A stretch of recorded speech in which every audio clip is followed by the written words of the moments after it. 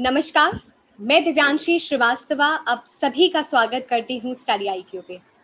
आज मैं आपको जिस खास शख्सियत से मिलाने जा रही हूँ, उन्होंने जिस भी क्षेत्र में काम किया है, सभी ने उनका लोहा माना है। एक ऐसे आईएएस अधिकारी जो बदल रहे हैं भारत की गांव की तस्वीर और तकदीर। हम सभी के बीच senior IAS officer doctor Hiralal ji, adviser model गांव, additional director at UP national health mission. बहुत बहुत स्वागत है सर आपका स्टडी आईक्यू पे। थैंक यू, धन्यवाद आपका। Thank you, welcome. हमें बहुत खुशी है कि सर आप अपने एक्सपीरियंस से अपने काम से हम सभी के इंस्पायर करेंगे और बहुत सारे लोग आपकी लाइफ लेसन से लर्निंग्स भी लेंगे। थैंक यू, सर शुक्रिया। शुरुआत इसी से करते हैं कि आपको किस तरीके से आइडिया था सिविल सर्विसेज का? How were you introduced to the idea of civil services?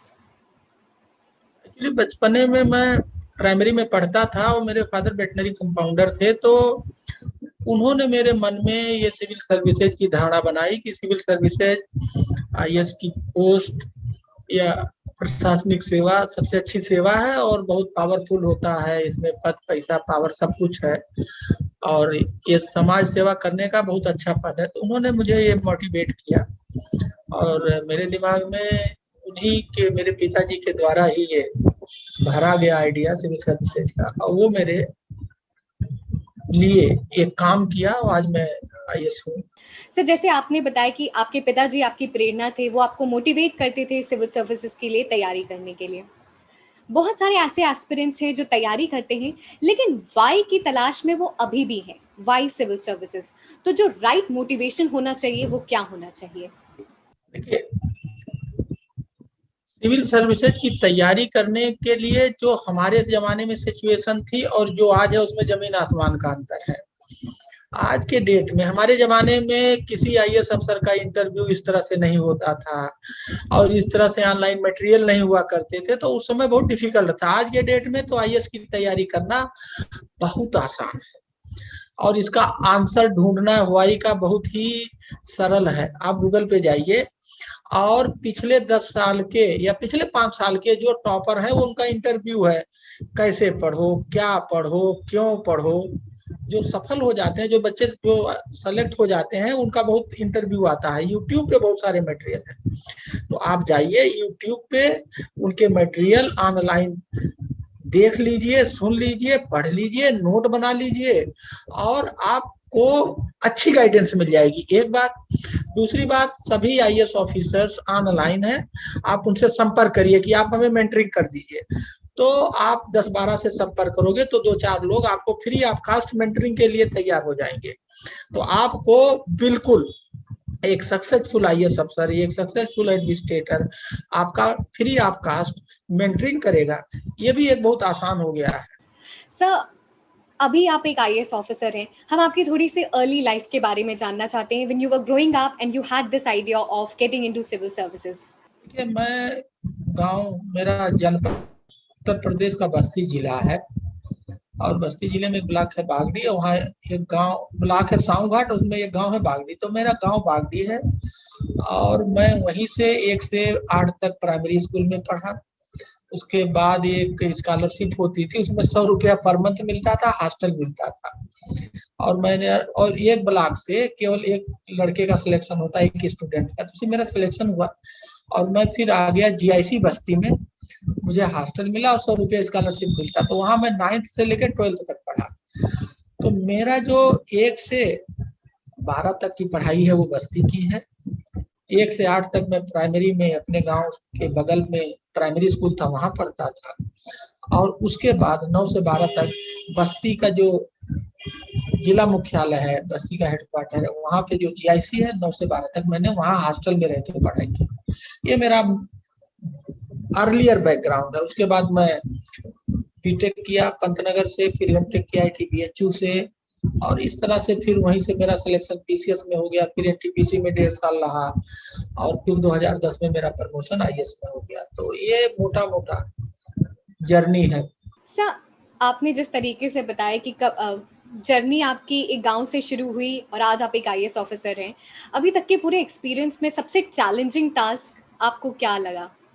सबसे चैलेंजिंग टास्क ये है कि जनता के और एडमिनिस्ट्रेशन के बीच बहुत बड़ा गैप है। एडमिनिस्ट्रेशन की जो पूरी व्यवस्था है वो जनता के लिए है, और जनता और एडमिशन के जो गैप है, कोई जनता किसी अधिकारी से जाता है तो डरता है, वो अपनी बात नहीं कह पाता है।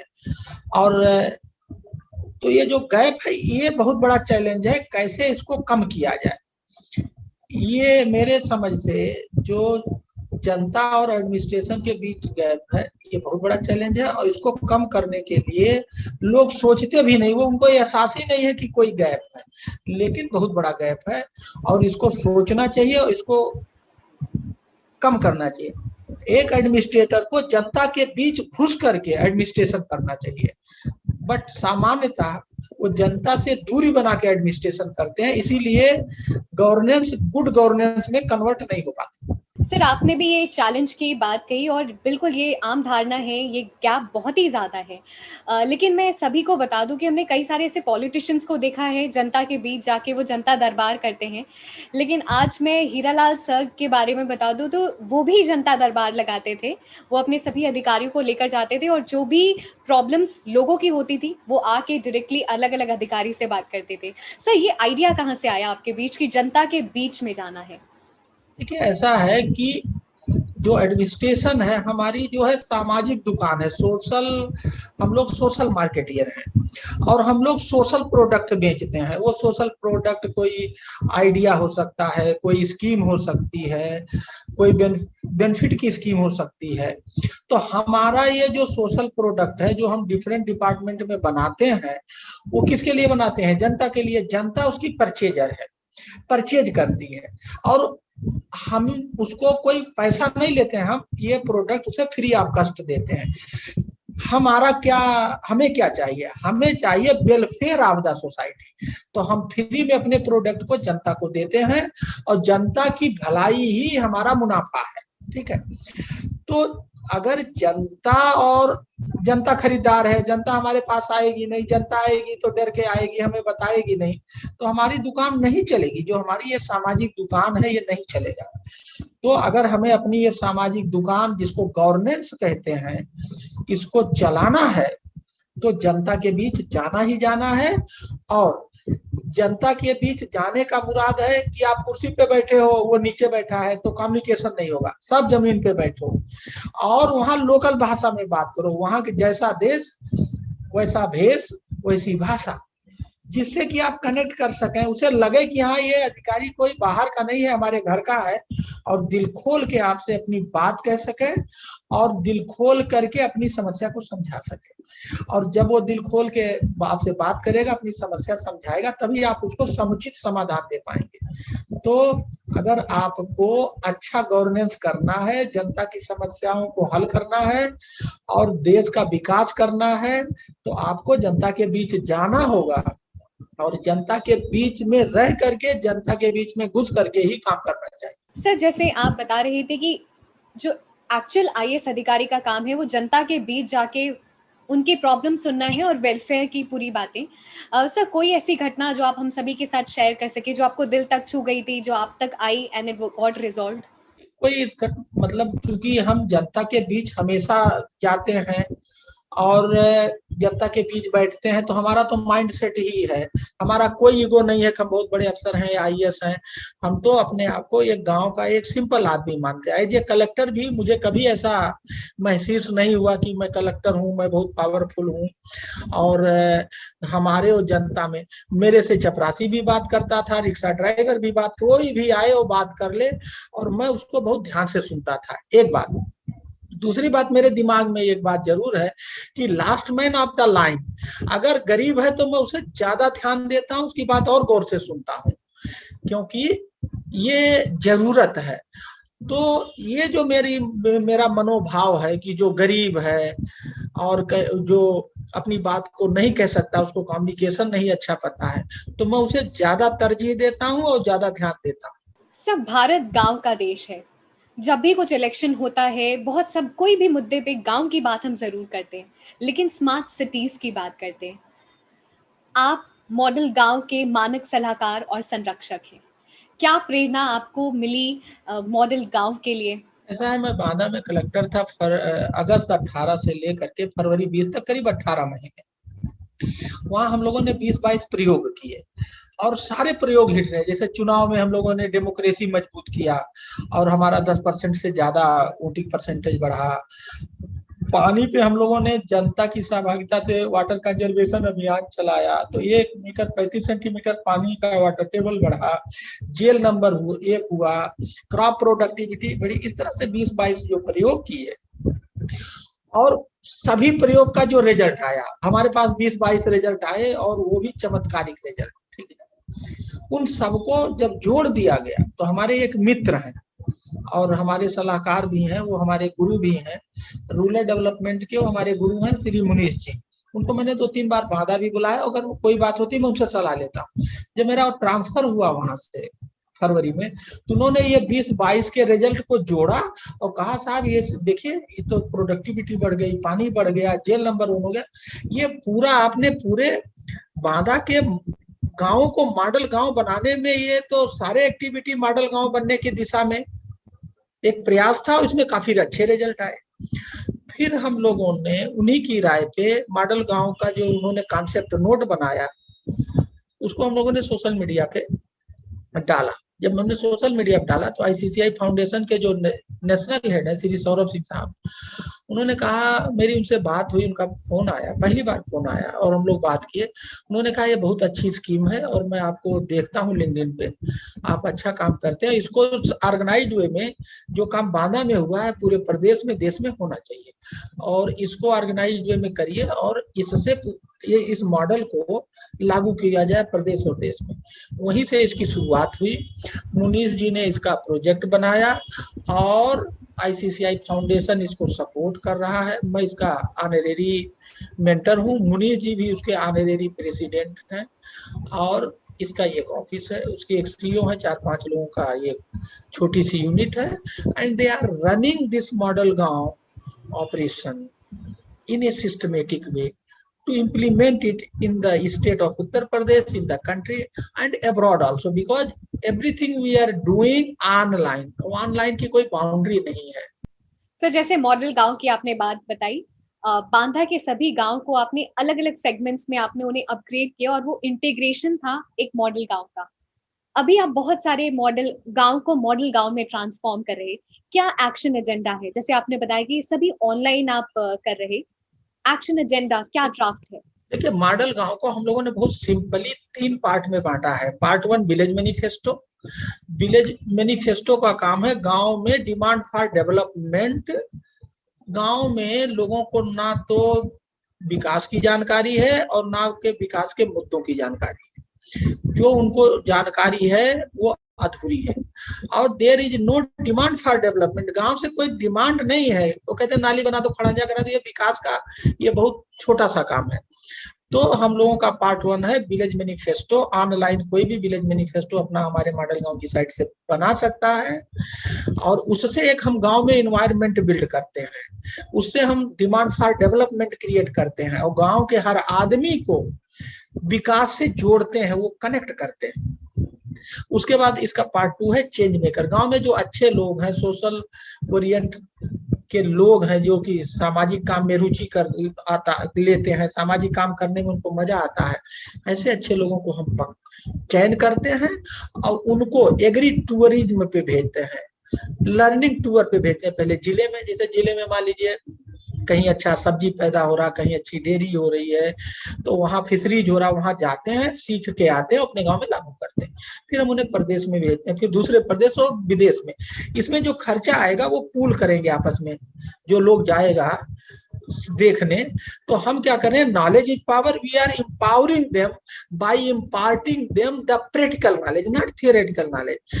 If any person is going to visit a profit making dairy, meaning thereby he is going there to learn the practical knowledge।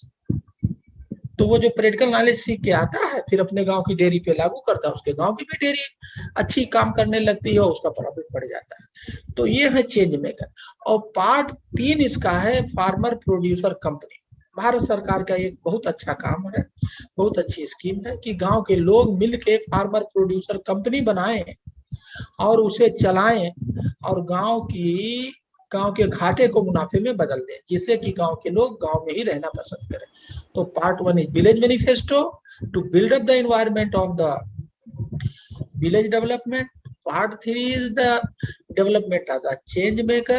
They will act as the driver of the whole process. And part 3 is the farmer producer company to convert the loss making agri into profit making agri business. Sir, आपने model गांव का जो 3 agenda बताया, second है कि जो गांव वाले ही हैं वो ही ड्राइवर ऑफ द प्रोसेस है। गांव वाले किस तरीके से तकनीक की मदद से मॉडल गांव का उपयोग पूरी तरीके से कर सकते हैं? देखिए, अभी गांव में क्या है, मैं एक अभी अध्ययन कर रहा था, तो अभी गांव में तकनीक अगर 100 पहुंचना चाहिए तो 100% नहीं पहुंचा, 100% नहीं है, केवल 8 से 10% पहुंचना चाहिए। तो अभी भी हमें 90% तकनीक गांव में और ले जाना है। तो क्या है, इसीलिए तकनीक में जैसे सबसे इजी तकनीक क्या है, सबके पास मोबाइल है, उसमें नेट है, ठीक है। तो हमारा जो साइट है जिस पर ऑनलाइन विलेज मैनिफेस्टो बन सकता है, वो अपने मोबाइल से उसका सॉफ्ट कॉपी बना सकता है, एक बात। दूसरी बात यह है कि उस गांव में जो CSC है, ठीक है, जन सेवा केंद्र जिसको कहते हैं, कम्युनिटी सर्विस सेंटर जिसको कहते हैं, उनको BLD भी कहते हैं, हम लोग उनको अप्रोच कर रहे हैं, क्योंकि वो टेक्निकली साउंड आदमी गांव में ही बैठा हुआ है, वो आय प्रमाण पत्र जाए डिफरेंट टाइप के वो सर्विसेज देता है, वो टेक्नोलॉजिकली साउंड है, टेक्निकल रिसोर्स पर्सन है गांव में बैठा हुआ। तो हम लोग BLE को अप्रोच कर रहे हैं, उसको इस मॉडल गांव से जोड़ रहे हैं, जिससे कि गांव वालों को जो एज ए रिसोर्स पर्सन वो टेक्निकल नॉलेज से कनेक्ट कर सके।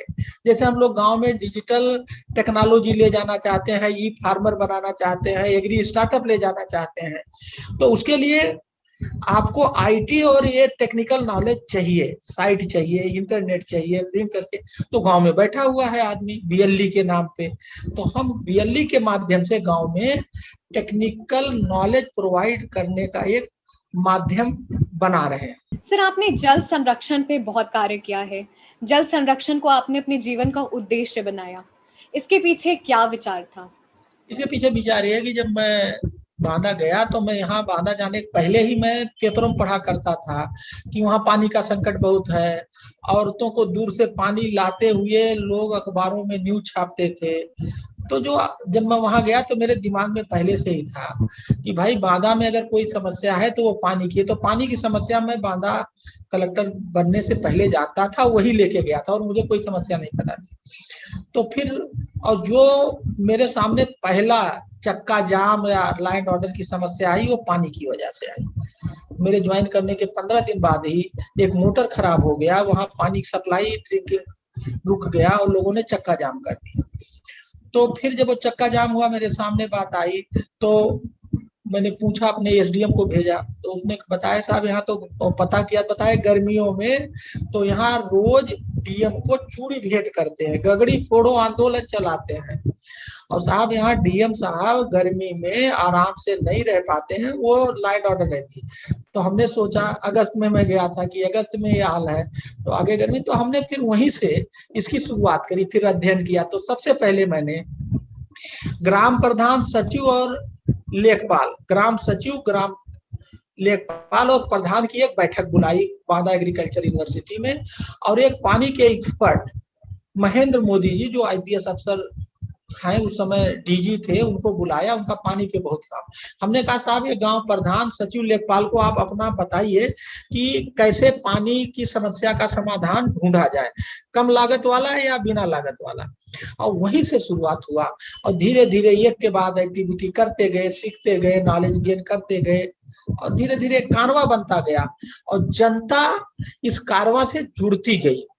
तो ये जो जल की समस्या है, इसका समाधान किसी DM या प्रशासन के पास नहीं है, जनता की समस्या है और जनता के पास समाधान है।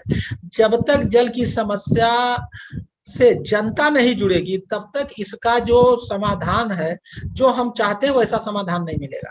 और जब जनता जल की समस्या के समाधान में जुड़ जाएगी, जब सरकार और जनता एक होकर के समस्या से लड़ेगी जल की, तो जो चाहेगी वैसा समाधान मिलेगा। और रिजल्ट भी सभी के सामने रहा कि 1 साल के अंदर ही बांदा का जो वाटर टेबल था वो 1 मीटर 34 सेंटीमीटर तक बढ़ गया। जी सर, आपने जिस प्रकार बताया कि समस्या तब नहीं रहेगी अगर सरकार और जनता एक साथ मिलकर किसी समस्या का सामना करे। किस प्रकार आपने जल आंदोलन को जन आंदोलन में बदला? देखिए, ऐसा है कि ये सब बातें ट्रस्ट की है, ठीक है। तो ये जल आंदोलन मेरा पहला एक्टिविटी नहीं था। इसके पहले मैंने स्टार्टअप इनोवेशन की एक समिट की, और वो 3 दिन की समिट थी। वो इतना शानदार हुआ, और कि उस पूरे बुंदेलखंड में कभी भी ऐसा इवेंट नहीं हुआ था।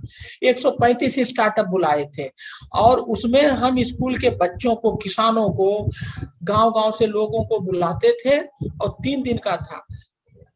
उसी स्टार्टअप इनोवेशन की समिट से लोगों को लगा कि ये जो जिलाधिकारी आए हैं, ये वास्तव में हमारी जितनी भी बांदा की समस्याएं हैं उसका समाधान ये दिल और दिमाग से कर रहे हैं। ये दिखावा नहीं कर रहे हैं, ये डीएम गिरी नहीं कर रहे हैं, बल्कि बांदा के मुखिया या परिवार के रूप में करें। तो वहां से हमारा एक ट्रस्ट लोगों में बढ़ा कि ये डीएम, हमारे और जनता के बीच एक विश्वास पैदा होने की शुरुआत हो गई। उसके बाद फिर चुनाव आ गया। हम लोगों ने वहां एक अभियान चलाया, 90% हो मतदान, बांदा बने देश किसान। वो बहुत सफल रहा, पूरे प्रदेश में हाईएस्ट बढ़ा, लोगों ने खूब एंजॉय किया।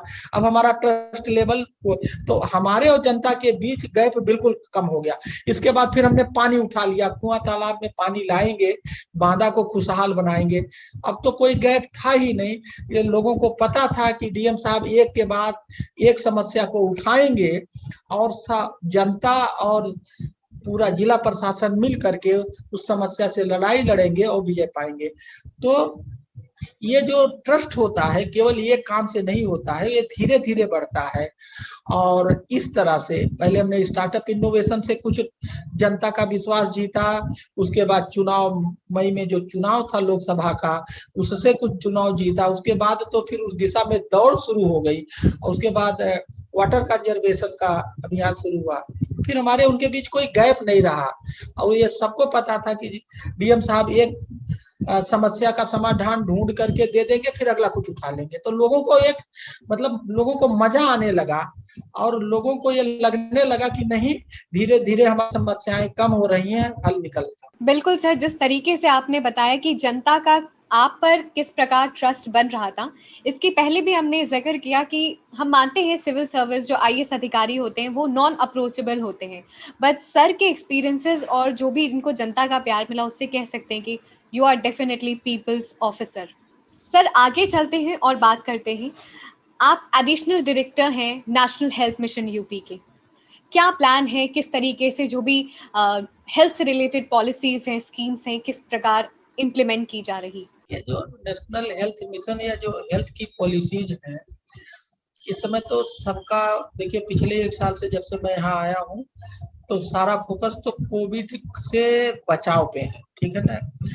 तो फेज 1 आया, उससे हम लोगों ने काफी अच्छी लड़ाई लड़ी और हमें सफलता मिला। फेज 2 में जो स्थिति है उससे हम सभी लोग अवगत हैं, और अब हमारे सामने फेज 3, तो कोरोना का जो फेज 3 आने का बात हो रही है, उसकी पूरी तैयारी चल रही है, जिससे कि जो फेज 2 में हमें थोड़ी सी परेशानी बढ़ी, वो परेशानी फेज 3 में ना आए, इसको लेके हर स्तर पे हर तरह की तैयारी चल रही है, और हमें इसमें सफलता मिलेगा। और फेज 3 में हमारे साथ कोई दिक्कत नहीं होगा, ऐसा मेरा मानना है, क्योंकि हमारी तैयारी बहुत मजबूत तरीके से चल रही है और हो रही है। सर, यूपी में वैक्सीनेशन की ड्राइव करें तो बहुत ही अच्छे रिजल्ट्स हैं, लेकिन फिर भी हमने कई बार ऐसे अनएजुकेटेड पीपल में जिन पे बहुत ज़्यादा अवेयरनेस नहीं है, उनमें गलत भ्रांतियां फैलाई जा रही। उनकी अवेयरनेस के लिए किस प्रकार काम हो रहा? ये हम लोगों ने यहाँ जो है पोलियो में बहुत अच्छा काम किया, पोलियो मुक्त भारत बनाए थे, तो हमें उसमें भी इसी तरह की दिक्कतें आती थी, ठीक है। तो हम लोगों को इसका अच्छा खासा अनुभव है। और पोलियो का एक बहुत लंबा अंतराल तक ये कार्यक्रम चला था, 10 साल तक। तो हमारा पूरा जो इस वैक्सीनेशन, वो भी एक वैक्सीनेशन था। इस वैक्सीनेशन में जो लोग लगे हैं उनको बहुत रिच अनुभव है कि अगर कोई अफवाह फैलाएगा तो क्या करना है, कोई दिक्कत करेगा तो क्या करना। तो जो हमारा वो अनुभव वो हमारे काम आ रहा है और हम लोग इसमें काम कर रहे हैं इस तरह से। सर, हमने बहुत सारे आपके प्रोजेक्ट्स की बात की, किस तरीके से आपने रियली एक चेंज मेकर की तरह काम करके आपने उसे ग्राउंड लेवल पे इम्प्लीमेंट किया। चैलेंजेस की बात की, कोई ऐसा मोमेंट जो आप उसको फिर से रिलिव करना चाहते हो? जिंदगी में अगर चैलेंजेज ना आए तो मजा ही नहीं आता है। और जो चैलेंज नहीं ले सकता है या जो चैलेंज को अच्छा नहीं मानता है वो कभी शक्तिशाली और मजबूत नहीं हो सकता। Every crisis is an opportunity, my this is the formula of my life. जब आदमी किसी डिफिकल्ट सिचुएशन को फेस करता है तो उसका दिल दिमाग पूरा तंत्र उससे लड़ाई में लगता है, तो वो अपने आप को लर्न करता है, अपने आप को तैयार करता है, वही उसकी मजबूती बाद में बनती है। तो क्राइसिस तो आना चाहिए और क्राइसिस को निपटने के लिए हम लोगों को, क्राइसिस को लोग बुरा मानते हैं, क्राइसिस बुरी नहीं होती है, वो हमें किसी और ऊंचाई पे ले जाना चाहता है, ऐसा मैं सोचता हूँ। सर, जिस आइडिया के साथ आप सिविल सर्विसेज में आए थे और इतनी सालों की सर्विसेज के बाद आपने रियली एक चेंज मेकर का काम किया, लोगों की जिंदगी में बदलाव लाए, किस तरीके से आप अपनी जर्नी को देखते हैं और आगे आप क्या करना चाहेंगे? देखिए, मैं अपने जिंदगी के हर मोमेंट को एक लर्नर के रूप में देखता हूँ। मैं हर मोमेंट लर्न करता हूँ। मैं कल ऑब्जर्वर था सिद्धार्थ नगर में, सॉरी सिद्धार्थ नगर में, सोनभद्र। तो वहाँ मेरी डीसी एनआरएलएम से बात हो रही थी कि भाई आप लोग जो है महिलाओं के सेल्फ हेल्प ग्रुप में क्या अच्छा काम किए। तो उसने बताया कि हम लोगों ने एक दुकान ली और वहाँ पे मेन मार्केट में, और जो सेल्फ हेल्प ग्रुप की महिलाएं हैं वहाँ उस दुकान मेन मार्केट में तो खूब बिकता है। ये मेरे लिए एक लर्निंग था। उन्होंने बताया कि हम लोग एक एप्लीकेशन बनाए हुए हैं और उससे हम लोग नेशनल और इंटरनेशनल मार्केट, तो ये कोई जरूरी नहीं है कि वो आईएएस अफसर है या बड़ा है वही सब कुछ जानता है। तो मैं हमेशा, जैसे मैंने कल ही 2 चीज उनसे लर्न, और मैंने उनके मुंह पर कहा कि आपसे मैंने 2 चीज सीखा है, मैं इसको दिमाग में रखूंगा और लागू करूंगा। तो मैं हमेशा लर्निंग मोड में रहता हूँ और हर पल सीखता हूँ और अपने नॉलेज को अपडेट करता हूँ और अपने नॉलेज में एडिशन करता हूँ। यही मेरी ताकत है लर्निंग मोड का। अभी मैंने पीएचडी किया, अब मैं डीलिट कर रहा हूँ, डीलिट में एडमिशन लेने के प्रोसेस में हूँ। Role of ICT in achieving good governance से मेरा पीएचडी का टॉपिक था, अब मैं डीलिट में टॉपिक ले रहा हूँ, role of communication in achieving good governance. तो आदमी को हमेशा लर्निंग मोड में रहना चाहिए और नॉलेज चाहे छोटे से मिले चाहे बड़े से मिले लेना चाहिए। और नॉलेज जिससे ले रहे हो उसको उसको क्रेडिट देना चाहिए। बहुत लोग किसी से नॉलेज ले लेंगे, चुरा लेंगे और उसके बारे में नहीं, अपना बता करके जा करके अपनी मार्केटिंग करेंगे। तो ये भी अच्छा नहीं माना जाना चाहिए और ना ये अच्छी बात है। मैं जिससे नॉलेज लेता हूँ मैं पब्लिकली बताता हूँ कि ये मैंने उनसे सीखा है, उन्होंने बताया। सर, हमने आपकी जर्नी से बहुत ही कुछ सीखा और बहुत ही अच्छा आपने बताया कि जिससे भी सीखो क्रेडिट दो और हमेशा एक लर्निंग मोड में रहना चाहिए। आपके कुछ मैसेज जनता के लिए, उन एस्पिरेंट्स के लिए जो सिविल सर्विसेज की तैयारी कर रहे? देखिए, जनता के लिए, आम आदमी के लिए, जैसे मैं आईएएस अफसर हूँ तो मैं आईएएस अफसर जब कुर्सी पे तब हूँ, बैठता हूँ तब आईएएस अफसर हूँ, लेकिन वैसे तो हम भी एक आम नागरिक हैं। तो आदमी को कभी किसी चीज का शान और घमंड, ईगो नहीं होना चाहिए, एक बात है। और दूसरी बात यह है कि आदमी को अपने बारे में कम, आम जनता के बारे में ज्यादा सोचना चाहिए, क्योंकि जब आम जनता की भलाई होगी तो उसी में आपकी भी भलाई निहित है। और ये जो हम लोग मॉडल गांव का प्रोजेक्ट चला रहे हैं जिसका मैं ऑनरेडी मेंटर हूँ, मैं सभी लोगों से चाहता हूँ कि सभी लोग कहीं कहीं गांव से जुड़े हैं, इससे वो जुड़े और जुड़ करके वो अपने गांव का कल्याण करें। भाई गांव में हम रहे हैं तो गांव का हमारे ऊपर कर्जा है, हमें उस कर्जे को उतारना है। तो मॉडल गांव के वो माध्यम बना करके आपके ऊपर जो गांव का कर्जा है उसको उतारने का प्रयास करें, ये मैं कहना चाहता हूँ। जो लोग आईएएस की तैयारी कर रहे हैं उनसे मुझे 3 बात कहनी है। रोज पेपर पढ़िए, पेपर में आप एडिटोरियल पेज पढ़िए और जो न्यूज बनी है, जो न्यूज लिखा एडिटोरियल पेज पे, उस पर आप ये देखिए ये न्यूज क्यों लिखा, ये न्यूज लिखने के पीछे वो क्या कहना चाह रहा है, इसमें उसने कौन सी बात छोड़ दी, पूरी एनालिसिस करिए। दूसरी बात मैंने आपको बताया कि पिछले 5 साल के जो टॉपर्स हैं जिसका इंटरव्यू है उनको सुनिए, नोट बनाइए और जो सभी लोगों के कॉमन पॉइंट्स हैं उसको अपने तैयारी का हिस्सा बनाइए। तीसरा बात यह है कि सारे अधिकारीगण ट्विटर या सोशल मीडिया पे ऑनलाइन है, आप उनसे कांटेक्ट करिए और उनसे रिक्वेस्ट करिए कि आप हमारे ऑनरेरी मेंटर बन जाइए।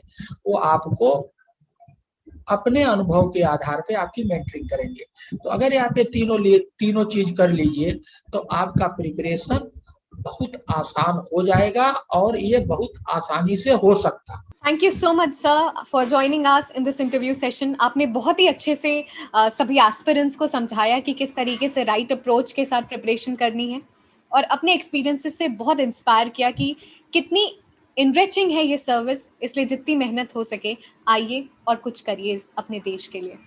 Thank you once again sir for joining us and we wish you good health. Thank you, शुक्रिया आपका ये वार्ता करने के लिए और बात को शेयर करने के लिए। धन्यवाद, थैंक यू।